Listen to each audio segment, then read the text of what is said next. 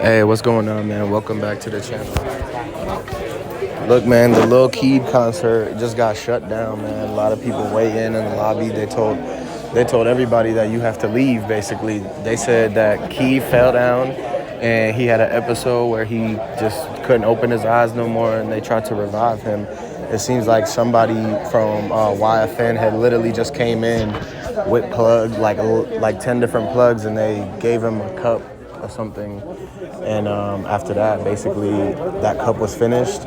And So once the paramedic came out and put him on the gurney, you have to understand the whole YSL camp, everybody on the team, they rushed to the gurney and tried to make it to where he was able to basically have some type of like basically his people around him to support him during this time. So you have to look at that as if that's a life-changing moment for everybody that was around him, sitting like literally waiting to see if he's going to basically come back. Like, he was sent up. Like, you got to understand, when you dealing with these like anonymous drugs and things like that, like, you have to be cautious and you have to be aware of everything and everybody that's around, because who's to say that they didn't give him that? Who's to say that he basically, who's to say that he didn't, buy the wrong, you know how people remix things. So you have to understand, you can't just buy things from everybody. You can't just be going out purchasing stuff. So you have to look at the fact that you need to stick with the same person you've been buying the stuff from. You can't buy nothing from the club that you finna perform at to go on stage. So that's like a revolving door of what happened with Juice World and what happened with a few more other high top maintenance artists. yeah, man, and Lil Keed's people, like Lil Gotti, he should have known that he can't let them people from YFN that came into his backstage room, that he can't let them just start putting stuff in Lil Keed cup like that. Like, y'all gotta understand, man, when you leave the room, you gotta have trusted people that make sure that nobody put nothing in your drink, nobody put nothing in your cup, man. Because at the end of the day, when he went to do that mic test, the mic check 1, 2, 3, that's when they slipped everything in there, in that whole backstage area.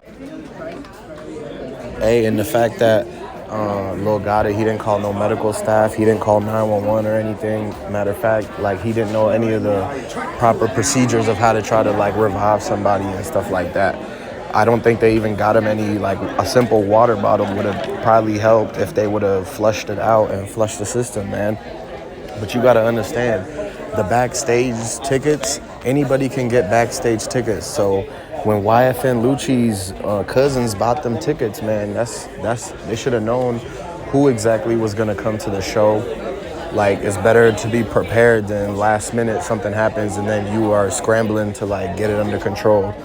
So like, that's the best way to work it out. And y'all have to understand too, is that you don't only check in people into the concert, like, you have to also check the people backstage, because they are, just as vulnerable as anybody else. Like, oh, I'm sorry, excuse us. So like, if anybody was to come through the backstage, they'd have an easier time basically getting to the artists and like getting to the entourage. And people from the entourage weren't doing anything to like, protect him and stuff like that. Because it's a basically high profile case, and you have to understand that it's a lot of key players in this chess game, and a lot of them was taken out. All of the pawns that they took them out, and you have to look at the fact that the big fish, they sitting back, like, really like pleading to get a plea deal, like, before the trial even starts. You know for a fact, whenever a person tries to really get their foot in the door with the DA, you know that they're gonna eventually have to testify against everyone that they basically was in the group with. So you gotta look at the fact that if Young Thug has a whole different court date from everybody else, Like, that's not right, because all of them was charged with the RICO. So why does Young Thug have a case? Like, I know they charged him with the extra cases, but they literally ran them consecutive. Like, and they literally tried to make everything concurrent. But you have to look at one thing, that his court date was on a different day when the trial first started. And y'all gotta understand too, man. They ran in on Lil Keed's house, man. They were trying to hit a lick on him, and what happened was is that he was actually found unresponsive after a robbery that happened at his own, like his area where he hang out at, right? And what happened is that when they broke in, they took all the money and the jewelry and everything like that. But they told Lil Keed that he has to take the charge for this RICO. They told Lil Keed that he has to take the charge for Young Thug and he has to take the charge for Gunna, because that's the only reason they signed him. They was using him this whole time. When he said he's not taking no charges for nobody because he's not a snitch and he didn't do nothing, that's when they told him that they had to force him to drink the rest of the stuff in the bottle, man. They sit down and literally real live, man, forced the man to chug the rest of the stuff, so it looked like one thing happened, because then they came in and wiped out all the cash, all the jewelry, man. He had baguettes, he had bust down watches, rollies. It's a lot of missing items at a Lil Key townhouse. Like, y'all gotta understand, man. He had all sorts of art and all these charms and bracelets and stones, man. And y'all gotta realize they extorted him. So the last few hours on Sunday night going into Monday, that's when Lil Keed was getting extorted, man. And somewhere in Atlanta, in the townhouse and the places that he kicks around, they came in through the back, through the sliding door, and he was kind of already, he was practicing his studio stuff. So when they popped up on him, man, they told him, look, we need the money, we need the jewelry, and we need you to take the RICO charge. He didn't want to do it, and they forced this upon him, man. And that's why everything happened like the way y'all see it now. But don't get it mistaken, man.